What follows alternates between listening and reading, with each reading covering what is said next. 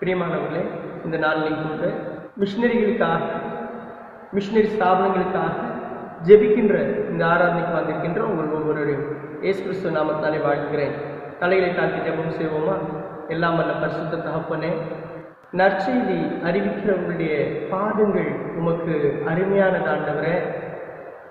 நற்செய்தி அறிவிக்கின்ற உம்முடைய பிள்ளைகளோடு கூட நீர் இருக்கிறீர். நீர் எங்களுக்கென்று அநேக நற்செய்தியாளர்களை இந்த பூமிக்கு அனுப்பி தந்தீர். கிறிஸ்துவான நீர் நற்செய்தி அறிவிக்கிறவராகவே இந்த உலகத்திலே சுற்றித் திரிந்தீர். பரிசுத்த தகப்பனே, இந்த நாளிலும் மிஷினரிகளுக்காக நாங்கள் ஜெபிக்கிறோம். நீர்தாமே ஒவ்வொரு மிஷினரி ஸ்தாபனங்களையும் மிஷினரியே ஆசீர்வதிங்க. இந்த நாளிலும் கூட ஆட்டோ ராஜா என்கின்ற நபரை குறித்து அப்பா நாங்கள் சிந்திக்க இருக்கிறோம். நீரே இரக்கம் பாராட்டி நீர் உம்முடைய மகனுக்கு கொடுத்த அநேக கிருபைகளை நாங்களும் பெற்று நாங்களும் உம்முடைய ஒளியில் நடக்க எங்களை நீர் பலப்படுத்துவீராக. இயேசு கிறிஸ்துவின் மூலம் கேட்கும் பரமபிதாவே, ஆமென். பிரியமானவர்களே, இன்றைக்கு நாம் ஆட்டோ ராஜா என்கின்ற நபரை குறித்து நாம் இன்றைக்கு சிந்திக்க இருக்கிறோம். 1 சாமுவேலின் புஸ்தகத்திலே நாம் பார்த்தோமானால் அன்னாள் ஒரு பாடலை பாடுகிறார். அந்த பாடலிலே வருகின்ற வசனங்களை நாம் பார்த்தோமானால் அவர் சிறியவனை புழுதியிலிருந்து எடுத்து எளியவனை குப்பையிலிருந்து உயர்த்துகிறார். பிரியமானவர்களே, இந்த வார்த்தை மிகவும் ஆச்சரியமான ஆசீர்வாதமான வார்த்தையாக இந்த ஆட்டோ ராஜா என்கின்ற நபருக்கு இருந்தது. இந்த ஆட்டோ ராஜா என்கின்ற இந்த நபர் பெங்களூர் பட்டணத்தில் அவர் பிறந்தார். அருமையான ஒரு குட்டி குடும்பம். தன் தகப்பனார் தாயாரோடு அவர் வளர்ந்தார். சிறு வயதில் இருக்கும் பொழுது முரட்டாட்டமான தவறு செய்கின்ற ஒரு மகனாக இந்த ஆட்டோ ராஜா இருந்தார். செவன்த் டே அட்வென்டிஸ்ட் என்கின்ற பள்ளியில இந்த ஆட்டோ ராஜா சிறு வயதிலே படித்தார். அவர் 3ஆம் வகுப்பு படிக்கும் பொழுதே பிற மாணவர்களை அடிப்பதும் துன்புறுத்துவதும், அவர்களை அடித்து என்னிடத்துல 5 பைசா 10 பைசா தா என்று சொல்லி அவர் பணத்தை அவர் கலெக்ட் பண்ணிடுவார். ஒரு நாளைக்கு குறைந்தது 3 ரூபாவது அவர் சேர்த்து அவர் கடையில மிட்டாய் வாங்கி தின்பதுண்டு. அவர் அந்த பள்ளியில படிக்கும் பொழுது ஒரு முறை அந்த பள்ளியில் உள்ள ஹெச்எம்முடைய பையிலிருந்து 7000 ரூபாய் அவர் திருடி விட்டார். ஆனால் அதை கண்டுபிடித்து விட்டார்கள். பள்ளியில இந்த ஆட்டோ ராஜா தான் அதை திருடினார் என்று கண்டுபிடித்த பொழுது ஹெச்எம் அந்த ஆட்டோ ராஜாவை அடி அடி என்று அடித்து தண்டனை கொடுக்கப்பட்டது. அவர் அந்த பள்ளியிலிருந்து அவர் விலக்கப்பட்டார். இந்த ஆட்டோ ராஜா அவர் வீட்டுக்கு வந்தார். தன்னுடைய தகப்பனார் தாயாருடைய சொல்லை அவர் கேட்பதே இல்லை. அவருக்கு கீழ்ப்படியாமல் அவர் தவறான நபர்களோடு சகவாசம் வைத்து அவர் முரட்டாட்டமான வாழ்வே வாழ்ந்து வந்தார். பிரியமானவர்களே, இந்த ஆட்டோ ராஜா வளர்ந்து வந்தார். அவர் ஊதாரித்தனமாக அவர் குடிப்பதும் அதை போல புகைப்பிடிப்பதும், வேண்டாத சகவாசமான நபர்கள் கிடைத்ததினாலே வீட்டிற்கு அவர் ஒழுங்கான நேரத்துக்கு வருவதில்லை. அவர் ஊர் சுற்றி கொண்டுதான் இருந்தார். அப்படி ஊர் சுற்றி கொண்டிருக்கும் பொழுது அவருக்கு பணம் தேவைப்பட்டது. அவருடைய நண்பர்களை மகிழ்விக்க என்ன செய்வது என்று சொல்லி தெரியாமல் அவர் திகைத்தார். தன்னுடைய வீட்டிற்கு வந்தார். அன்று இரவு மதுபான விருந்திற்கு ரூபாய் இல்லை, என்ன செய்ய என்று தெரியவில்லை. அவர் சுற்றுமுற்றும் பார்த்தார். தன்னுடைய தாயார் குடிக்க தண்ணீர் எடுக்க சென்ற பொழுது மெதுவாக சென்று பீரோவை திறந்தார். பீரோவில அம்மாவுடைய பட்டுச்சேலை இருந்தது. அந்த பட்டுச்சேலையை 3-4 பட்டுச்சேலை எடுத்தார். பீரோவை கூட்டினார். அம்மா வீட்டுக்கு வருவதற்குள்ளாக அவர் ஓடினார். மார்க்கெட்டில் சென்று அதை விலைக்கு விற்று அவர் தன்னுடைய நண்பர்களோடு அவர் குடித்து விட்டார். குடித்துவிட்டு அவர் தள்ளாடி வீட்டுக்கு வந்தார். அம்மாவுக்கு பீரோல பட்டுச்சேலை இல்லை என்பது தெரிய வந்த பொழுது அவருடைய உள்ளம் உடைந்து போனது. அவனை சொன்னாங்க, நீ செத்தா கூட பரவாயில்ல, உன்னை பெற்றதுக்கு நாங்கள் வருத்தப்படுகிறோம் என்று தகப்பனும் தாயும் இந்த ஆட்டோ ராஜாவை ஏசினார்கள். இந்த ஆட்டோ ராஜா அவர் மதிமயங்கின நிலையிலே வந்து அவர் படுத்து உறங்கிவிட்டார். அடுத்த நாள் ஆனது. தகப்பன் தாயாரை அவர் உதாசீனப்படுத்திவிட்டு அவர் வெளியிலே சென்று விட்டார். 2 நாட்கள் ஆனது. மீண்டுமாக வீட்டிற்கு வந்தார். இப்பொழுது குடிக்க அவருக்கு இன்னும் பணம் தேவைப்பட்டது. என்ன செய்ய என்று பார்த்தார். அவருடைய தாயார் தன்னுடைய தாலியை அவங்க கழட்டி வைத்துட்டு அவங்க குளிக்க போயிருந்தாங்க. இவர் மெதுவாக சென்றார். தாயுடைய தாலியை எடுத்துக்கொண்டு வீட்டை விட்டு ஓடிவிட்டார்.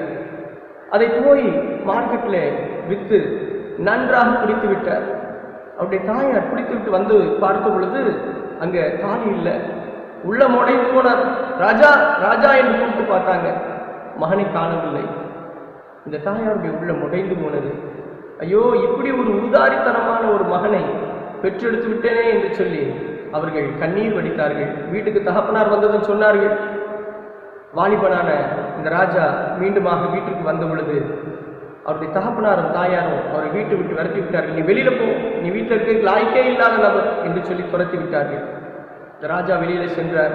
தன்னுடைய நண்பர்களோடு நல்லா குடிச்சார். இரவில் வீட்டுக்கும் செல்ல முடியாது. எம்ஜி ரோடு என்று பெங்களூர் பட்டணத்தில் இருக்கின்ற அந்த இடத்துல எம்ஜி ரோடில் அங்கே இருக்கின்ற பைப் லைனுக்கு கீழே போய் அவர் படுத்துக்கொண்டார். சாக்கடைகள் ஓடுகின்ற இடம், நாற்றமுள்ள இடம், வேற இடம் இல்லை. அங்கே போய் அவர் குடித்து விட்டு படுத்து விட்டார். அவர் அப்படி படுத்திருக்கும் பொழுது அவர் பக்கத்தில் ஒரு நாய் வந்தது. அது படுக்க வந்தது. இவருக்கு கோபம். நாயை எட்டி உதைத்தார். அந்த நாய் நொல்லொன்று கத்திவிட்டு அது போனது. மீண்டுமாக சற்று நேரம் கழித்து அவன் பக்கத்தில் வந்தது. இவனுக்கு ரொம்ப கோபம் வந்துட்டு, இது என்ன இந்த நாயை நாம் மிதித்தாலும் திரும்பி வருகிறது என்று 2ஆம் முறையும் அவர் எட்டி உதைத்தார். அந்த நாய் தள்ளி போய் விழுந்தது.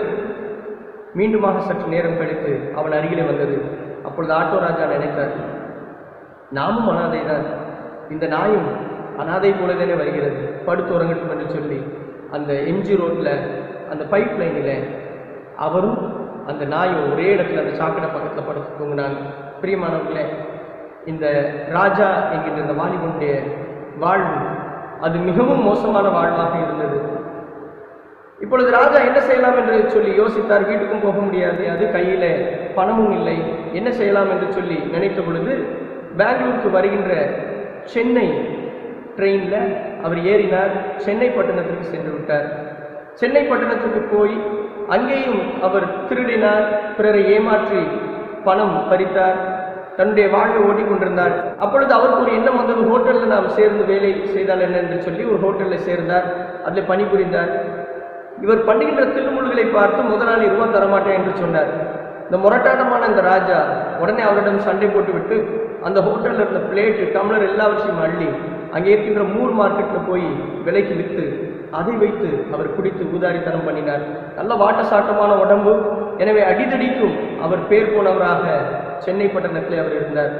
அப்படி சென்னை பட்டணத்தில் இருக்கும் பொழுது சில வேளைகளில் இவர் சில வயதானவர்களை பார்த்து எனக்கு உணவு தாருங்கள், எனக்கு தகப்பன் தாய் இல்லை என்று சொல்லி இவர் சொல்லும் பொழுது இவருக்கு ஒரு வயதான தம்பதியர் அவருக்கு இருப்பதற்கு இடம் கொடுத்தார்கள். வீட்டில் கூப்பிட்டு உணவை கொடுத்தார்கள். அந்த வீட்டில் போய் அவர் உணவை வாங்கி சாப்பிட்டவர் அவர்களையும் ஏமாற்றி அங்கே இருக்கின்ற பணத்தையும் அங்கே இருக்கின்ற விளக்கு எல்லாவற்றையும் அவர் திருடி விட்டார். இதை அந்த தம்பதியினர் கண்ட பொழுது போலீசாருக்கு தகவல் கொடுத்தாங்க. இந்த ராஜாவை போலீசார் தேடினார்கள். ராஜாவை போலீசார் பிடித்து ஜெயிலில் அடைச்சிட்டாங்க. ஜெயிலில் இந்த ராஜா இருந்தார். ஜெயில் அவருக்கு மிகவும் வேதனையான ஒரு இடமாக காணப்பட்டது. ஜெயிலில் இருக்கும் பொழுது அவர் சரியாக உணவு சாப்பிட முடியாமல் அவர் தவித்தார். அவருடைய சரீரத்தில் பலவீனம் ஏற்பட்டது. மிகவும் கடினமான ஜுரம் அவருக்கு வந்தது. அந்த ஜுரத்தோடு அந்த ஜெயிலில் அவர் வேதனையோடு படுத்திருந்தார். அப்படி படுத்திருக்கும் பொழுதுதான் அந்த ஜெயிலுக்கு இயேசு கிறிஸ்துவை அறிவிக்கின்ற மிஷினரிகள் வந்தார்கள். அவர்கள் வந்து இந்த ஆட்டோ ராஜாவின் இடத்துல சொன்னார்கள், இயேசு உன்னை நேசிக்கிறார் என்று சொன்னார்கள். இவர் சொன்னார், என் தகப்பன் தாயாரே என்னை நேசிக்கல, இயேசு எங்கேயா நேசிப்பார் என்று சொல்லி அவர்களை உதாசீனப்படுத்தி அனுப்பிவிட்டார். மறுவாரமும் அதே போல அந்த மிஷினரி வந்து இயேசு உன்னை நேசிக்கிறார் என்று சொல்லி ஆண்டவருடைய அன்பையும் ஆண்டவருடைய நற்செய்தியை இந்த ராஜாவிற்கு அறிவித்தார்கள்.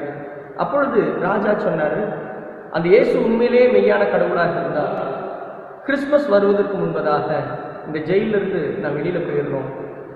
இந்த ஜெயிலிருந்து ஆண்டவர் கிறிஸ்துமஸ்க்கு முன்னால் என்னை கொண்டு போயிட்டாருன்னா நான் ஆண்டவரை ஏற்றுக்கொள்கிறேன், அவர் உண்மையுள்ளவர் தான் சொல்லி நான் ஏற்றுக்கொள்கிறேன் என்று சொல்லி அவர் சொன்னார். அது மாத்திரம் இல்லை, எனக்கு இப்பொழுது பயங்கரமான காய்ச்சல் இருக்குது, மருந்து மாத்திரம் நான் எடுக்க மாட்டேன், ஆனால் இயேசு உண்மையான தெய்வமாக இருந்தால் அவர் எனக்கு சுகத்தை தர வேண்டும் என்று சொல்லி அவர் அந்த மிஷினரி இடத்துல சொன்னார். மிஷினரியும் அவருக்காக ஜெபித்தார். ஆண்டவர் அவருக்கு அற்புதமாக அந்த நாளிலே அவருக்கு சுகத்தை கொடுத்தார். அப்பொழுது அவருக்கு ஆண்டவர் மேல ஒரு அன்பு வந்தது. இயேசு கிறிஸ்துவை அறிந்து கொள்ள வேதாகமத்தை அந்த மிஷினரி இடத்துல இருந்து வாங்கி அவர் சிறைச்சாலையில அவர் வாசித்தார், படித்தார். ஆண்டவரை அவர் அறிந்து கொண்டார். அவர் அறிந்து கொண்ட பொழுது என்ன ஒரு ஆச்சரியம், இவர் இந்த சிறைச்சாலையில கைது செய்யப்படும் பொழுது தன்னுடைய வீட்டு விலாசத்தை கொடுத்திருந்தார். எனவே ஆட்டோ ராஜா இங்கே ஜெயிலில் அடைக்கப்பட்டிருக்கிறார் என்கின்ற தகவல் அவருடைய தகப்பனார் தாயாருக்கு தெரிவிக்கப்பட்டிருந்தது. எனவே அவர்கள் வந்து கிறிஸ்துமஸ்க்கு முன்பதாகவே இந்த ராஜாவை அவர்கள் ஜாமீன் எடுத்து விட்டார்கள். ஜாமீன் எடுத்துவிட்டு அவருடைய கையில் ஒரு 1000 ரூபாவை கொடுத்து இனியாவது புத்தியோடு நட என்று சொல்லிவிட்டு அவர்கள் சென்றார்கள். இந்த ராஜா மீண்டுமாக பெங்களூர் பட்டணத்துக்கு வந்தார். வந்து அவர் டிரைவிங் லைசன்ஸ் வாங்கினார்.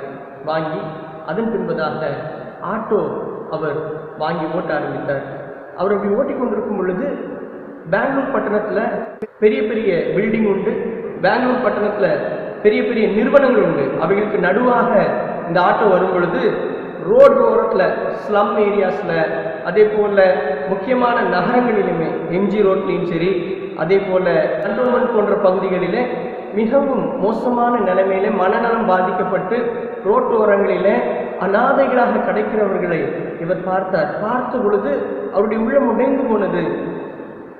அவர் அந்த ஆட்டோல போகும் பொழுதே நம்ம எவ்வளவு மோசமான நிலைமையில அந்த சாக்கடையில நம்ம படுத்து கிடந்தோம் நாயோடு, அதே போல இவர்களும் படுத்திருக்கிறார்களே, இவர்களுக்கு ஏதாகிலும் செய்ய வேண்டும், நம்மள ஆண்டவர் வந்து இன்றைக்கு இந்த ஆட்டோ ஓட்டுற அளவுக்கு நல்ல நிலைமையில வைத்து விட்டார், இவர்களுக்கும் ஏதாவது செய்ய வேண்டுமே என்று சொல்லி அவர் யோசிச்சுக்கிட்டே அவர் ஓட்டுவார். ஆட்டோ ஓட்டும் பொழுதே ஜெபம் பண்ணுவார், ஆண்டவரே இவங்களுக்கு உதவி செய்யுங்க என்று சொல்லி ஜெபம் பண்ணுவார். அப்பொழுது ஆண்டவர் இந்த ஆட்டோ ராஜாவுடைய உள்ளத்துல, உன்னதாம்பா நான் தேர்ந்தெடுத்திருக்கிறேன், நீதான் அவர்களை காப்பாற்ற வேண்டும் என்று சொல்வது போல் இருந்தது. அப்பொழுது அவர் சொன்னார், எப்படி ஆண்டவரே இதை நான் செய்ய முடியும்? ஆண்டவரே, அன்னை தெரசா அவர்கள் இறந்து போனார்கள், ஆனால் மீண்டுமாக அவர்களை போல செய்ய யாருமே இல்லையே என்று அவருடைய உள்ளத்திலே நினைத்தார். அப்பொழுது ஆண்டவர் சொன்னார், உன்னதாம்பா நான் அழைத்திருக்கிறேன் என்று சொன்ன பொழுது, நான் ஒரு குட்டி அன்னை தெரசாவாக நீங்க மாற்றுங்க.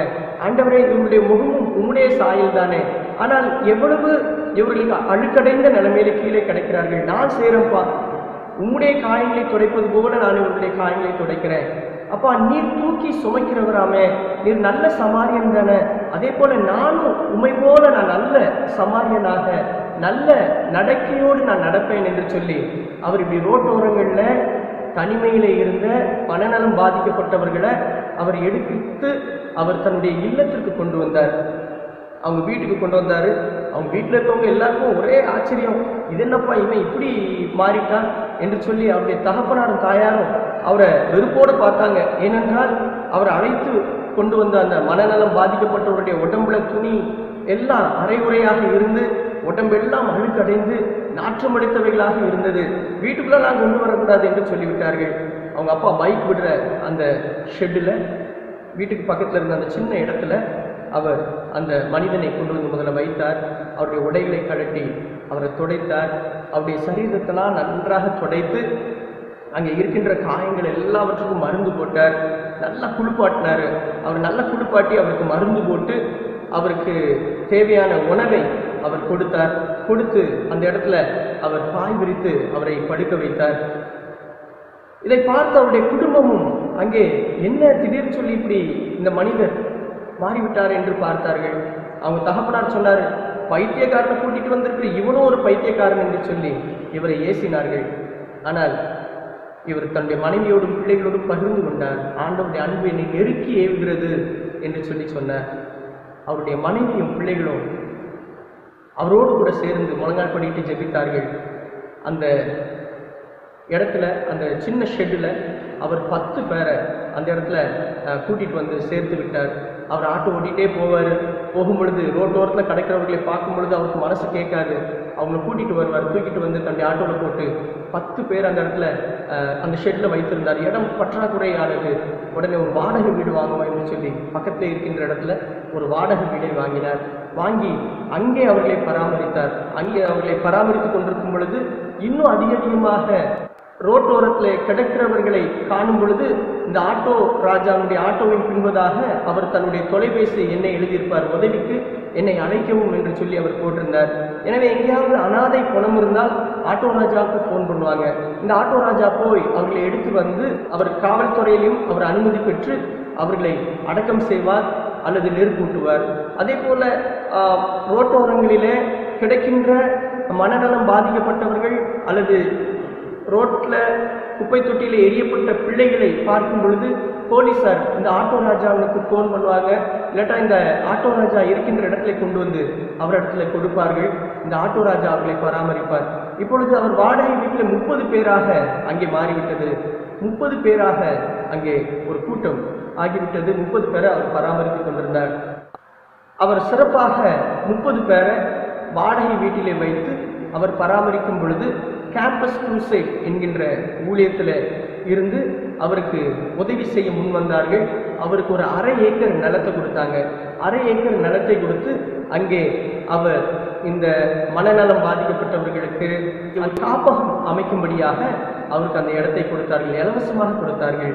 அந்த இடத்துல அவர் சிறு சிறு குடிசைகளை போட்டு இவர்களை பராமரித்து வந்தார். அவர் மாத்திரமல்ல, அவருடைய குடும்பமே அந்த மனநலம் பாதிக்கப்பட்டவர்கள், அதே போல அங்கே இருக்கின்ற சிறுவர்கள் எல்லாரையும் அவர்கள் பாதுகாக்க ஆரம்பித்தார்கள். தேவை அதிகமாகிக் கொண்டே இருந்தது. ஆனால் ஆண்டவர் இந்த ஆட்டோ ராஜாவுக்கு உதவி செய்தார்.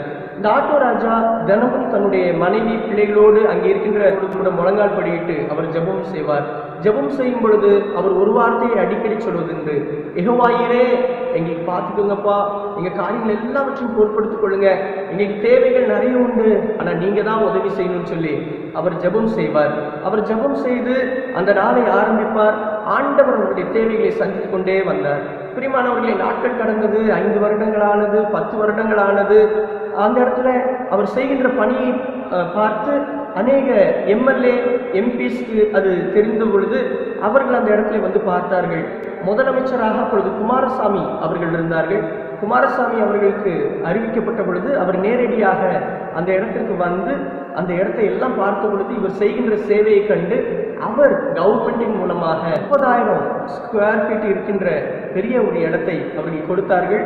அநேக இல்லங்களை கட்டுவதற்கு அவருக்கு இடத்தை இலவசமாக கொடுத்தார்கள். பிரியமானவர்களை, இது நிமித்தமாக அவர் அந்த இடத்துல இன்னும் அதிகமான கைவிடப்பட்ட ஜனங்கள் அந்த இடத்துல சேர்க்கப்பட்டார்கள். அந்த இடம் கட்டி எழுப்பப்பட்டது.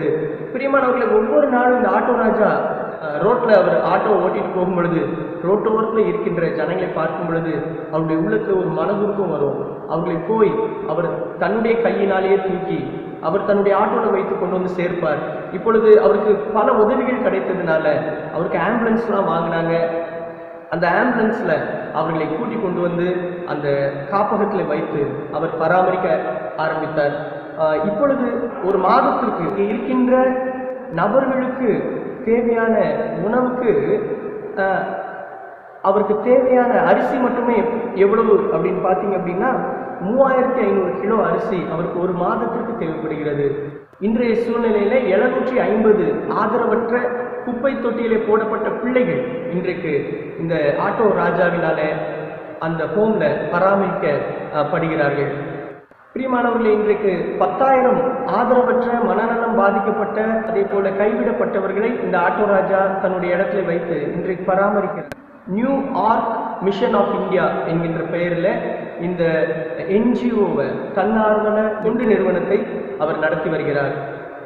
ஒரு முறை கர்நாடகாவில் இருந்த ஒரு அமைச்சர், இது என்ன கிறிஸ்தவர்கள் மாத்திரம்தான் இந்த ஊழியத்தை செய்ய முடியுமா, நான் அந்த இடத்தை கட்டாயம் போய் பார்ப்பேன் என்று சொல்லி அவர் இந்த ராஜா இருக்கின்ற இடத்துல வந்து அவர் பார்த்தார்.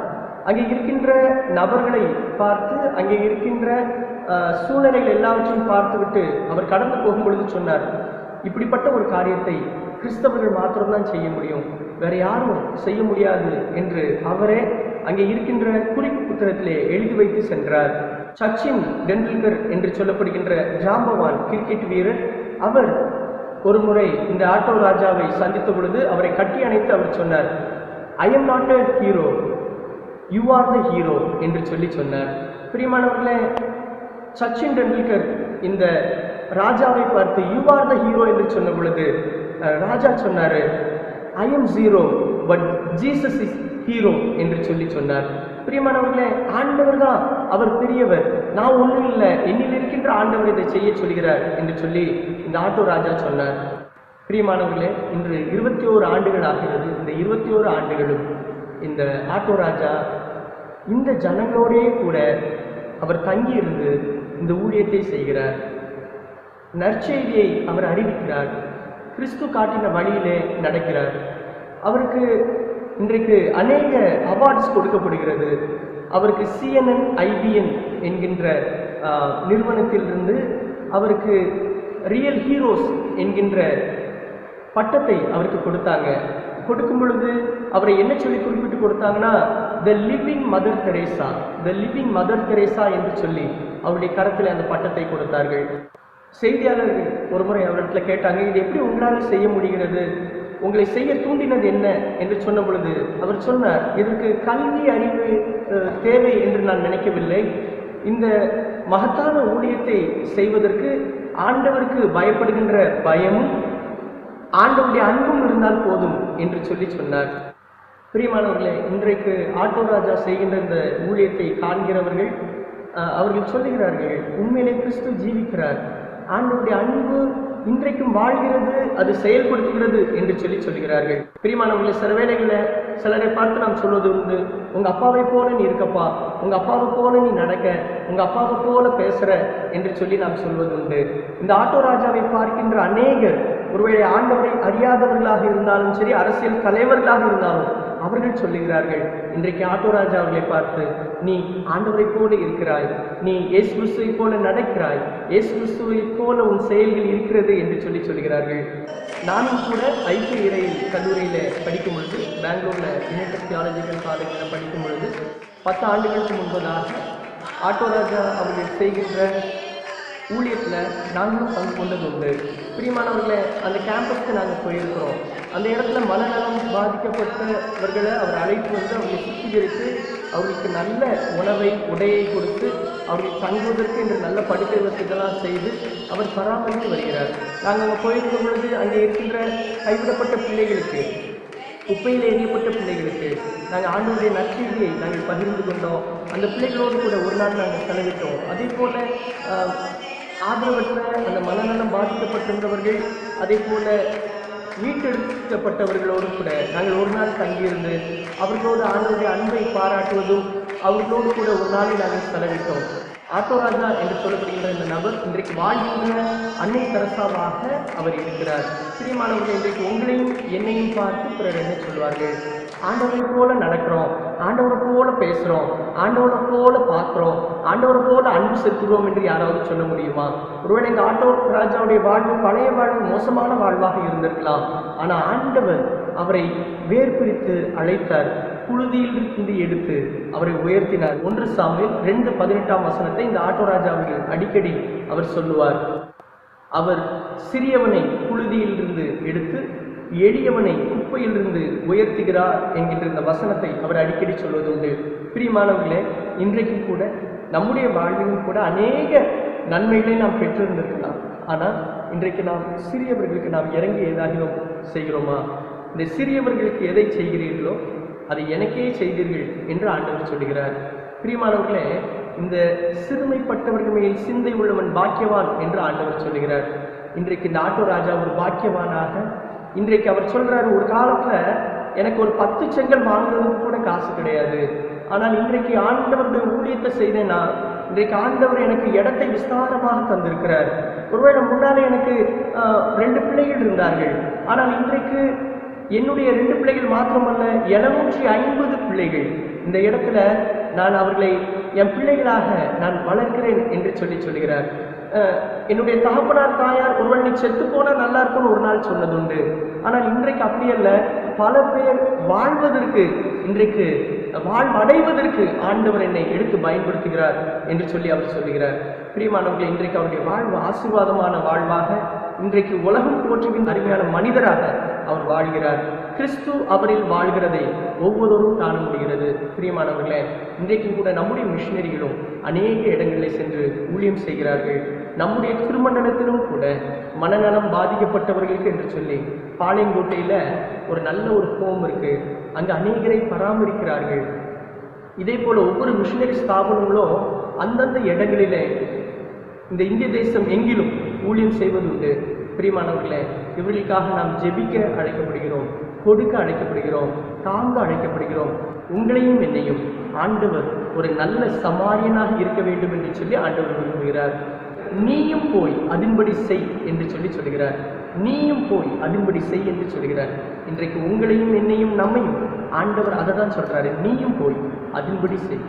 மனதுகிற ஆண்டவர், வாழ்வழிக்கின்ற ஆண்டவர் இந்த நாளிலே உங்களையும் என்னையும் கொண்டு அநேகருக்கு வாழ்வழிக்க அவர் வல்லவராக இருக்கிறார்.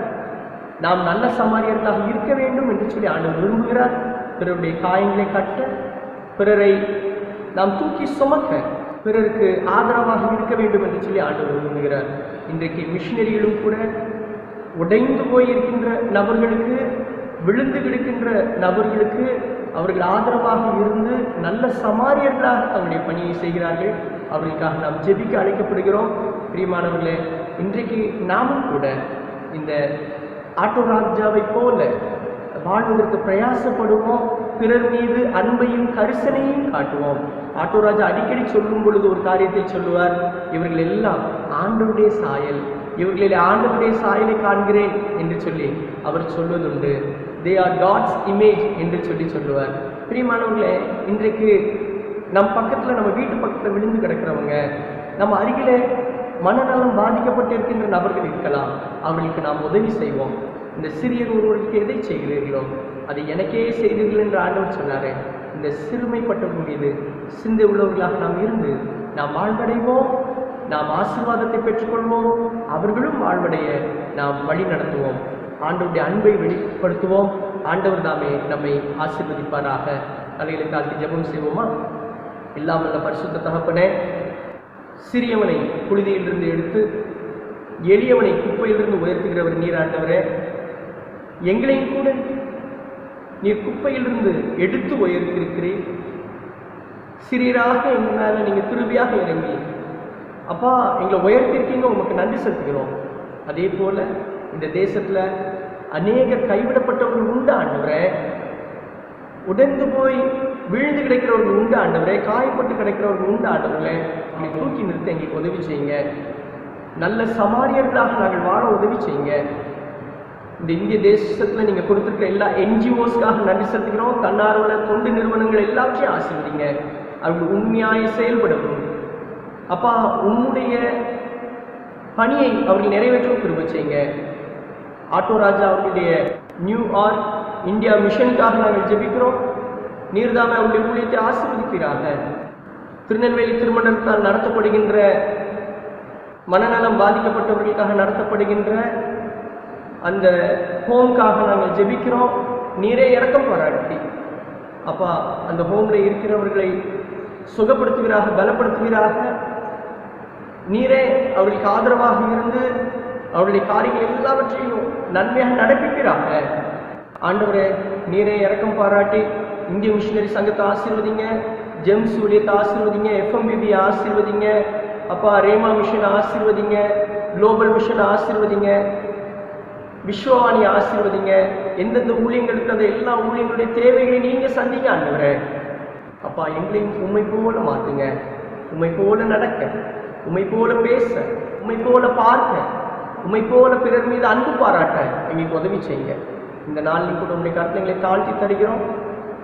நீரே எங்களிலே வாசம் செய்து உம்முடைய சித்தத்தை நாங்கள் நிறைவேற்ற நல்ல சமாரியனாகிய உம்முடைய பாதையை நாங்கள் பின்தொடர உதவி செய்யுங்க. இயேசு கிறிஸ்துவின் மூலம் கேட்கும் பரம்பிதாவே, நம்முடைய கர்த்தராகிய இயேசு கிறிஸ்துவின் கிருபையும் பிதாவாகிய தேவனுடைய அன்பும் பரிசுத்த ஐக்கியமும் நம்மளுடைய இருப்பதாக.